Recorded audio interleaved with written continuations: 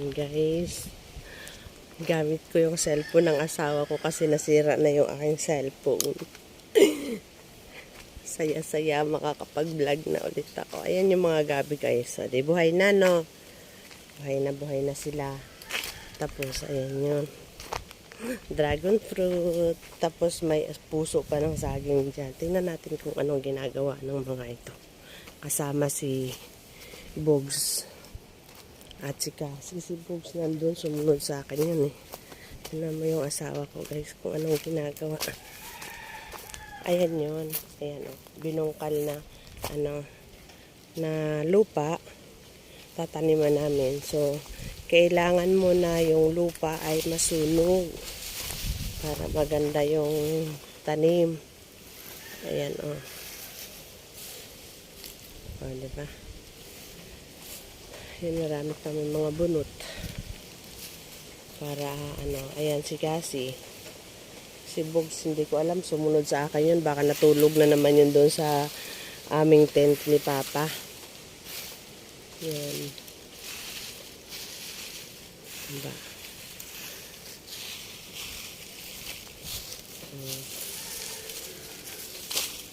Hindi ako kasi nung tumutulong ngayon kasi medyo may nararamdamang hindi maganda. Kahapon nagputol yung asawa ko ng mga dito. Ayan yung mga aanuhan namin ng sitaw. Tataniman ng sitaw. Yan o. Yan, marami sila nakatayo ng mga poste na yan. Tatayo ng sitaw. Siguro pagka lalagyan na lang ng balag ng pagganon para parang sinampay yung mga sitaw, di ba? Yaantayin nyo lang guys na matapos kami kasi nagpa-planting pa lang talaga kami ngayon.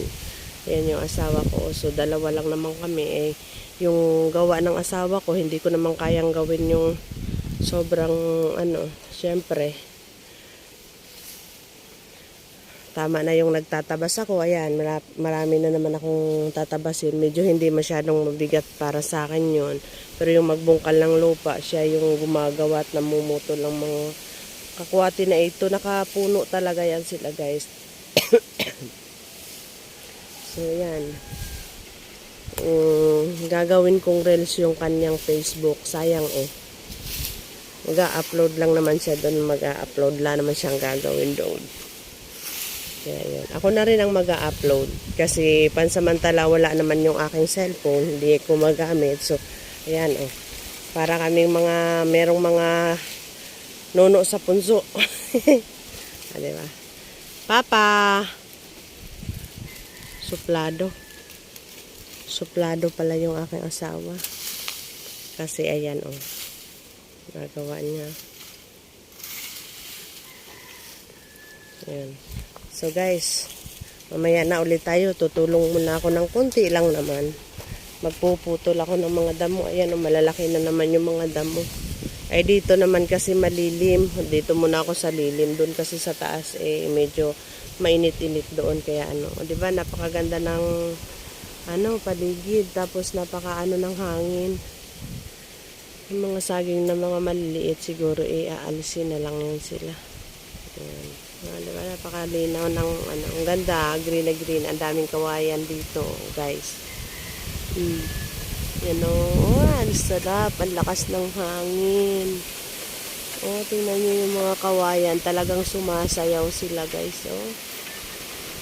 Ang lakas ng hangin, napaka-presko talaga. Tingnan nyo yung nyog, talagang parang pakiramdam mo matutumba na. Ang daming mga buko, diba, may tunog pa.